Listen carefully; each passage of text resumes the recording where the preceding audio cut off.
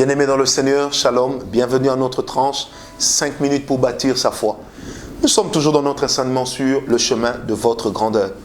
Hier, ou dans l'émission précédente, nous avions parlé sur 8 principes financiers de la grandeur. On en a déjà épinglé 4 et aujourd'hui je voudrais en épingler les 4 restants. Nous n'avons que 5 minutes, nous ne savons plus revenir sur ce qui a déjà été dit. Amen. Les textes de base d'aujourd'hui, nous sommes dans Genèse 12, verset 2, et puis Genèse 12, verset 7 et le verset 8. Nous voyons comment Abraham a dépensé de l'argent. Nous voyons comment Abraham a donné de ses animaux comme sacrifice à Dieu. J'aimerais seulement revenir sur un principe.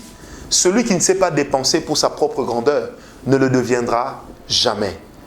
Est-ce que vous savez la différence qu'il y a eu entre Obama et Donald Trump? C'est que la campagne d'Obama a été bâti sur les finances des autres. C'est pourquoi un homme qui pourtant croyait aux valeurs familiales a prôné le mariage pour tous. C'est lorsque les autres vous financent qu'ils vous téléguident.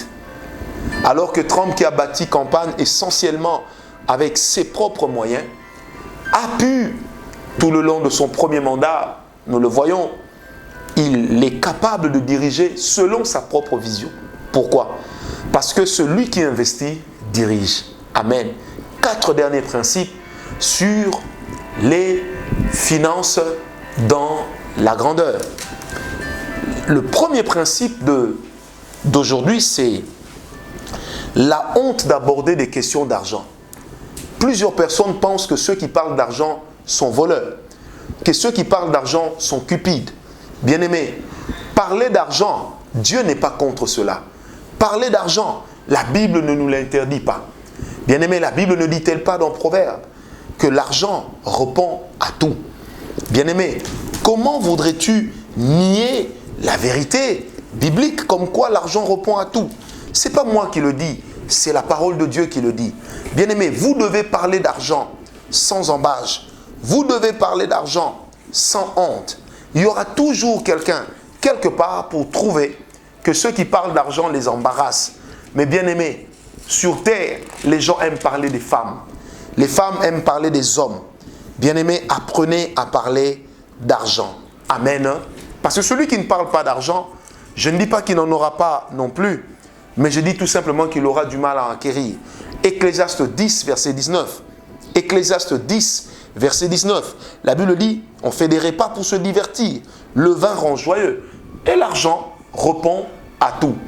Quelqu'un a dit un jour, l'argent ne fait pas le bonheur. Moi j'ai toujours dit oui, mais la pauvreté non plus ne fait pas le bonheur. Est-ce que tu as déjà vu un pauvre dans un grand bonheur? Non, bien-aimé. Ne prends pas Lazare, le pauvre de la Bible, pour excuser l'état de pauvreté. Parce que le message que Christ a donné était particulier. C'était que nous ne faisons pas de l'argent une priorité. Nous faisons de notre vie éternelle une priorité. Mais après la vie éternelle, l'argent doit être là pour que la vie éternelle que nous avons reçue puisse être dispatchée chez les autres par le moyen de l'évangélisation. Est-ce que quelqu'un m'a compris? Deuxième principe d'aujourd'hui, c'est la peur du qu'en dira-t-on.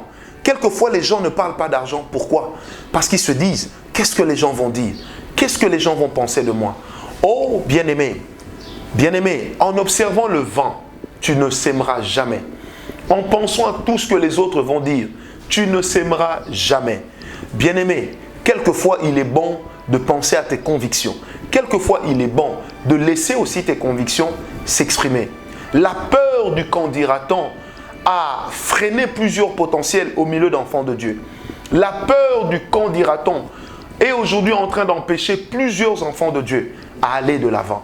Peu importe ce que les gens diront, fonce. Peu importe ce que les gens font, fonce. Troisième principe, c'est le refus d'enseigner sur l'argent, surtout lorsqu'on est pasteur. Le fait d'enseigner sur l'argent ne veut pas dire qu'on arnaque, mais ça veut dire que l'on met les chrétiens sur le chemin de l'excellence. Enfin, dernier principe, bien-aimés, ne pensez pas que Dieu ouvrira le ciel pour que l'argent descende. Vos mains vous produiront de l'argent. Que Dieu vous bénisse, que la grâce soit simplement votre partage. Dieu bénira votre travail et récompensera vos efforts. Amen.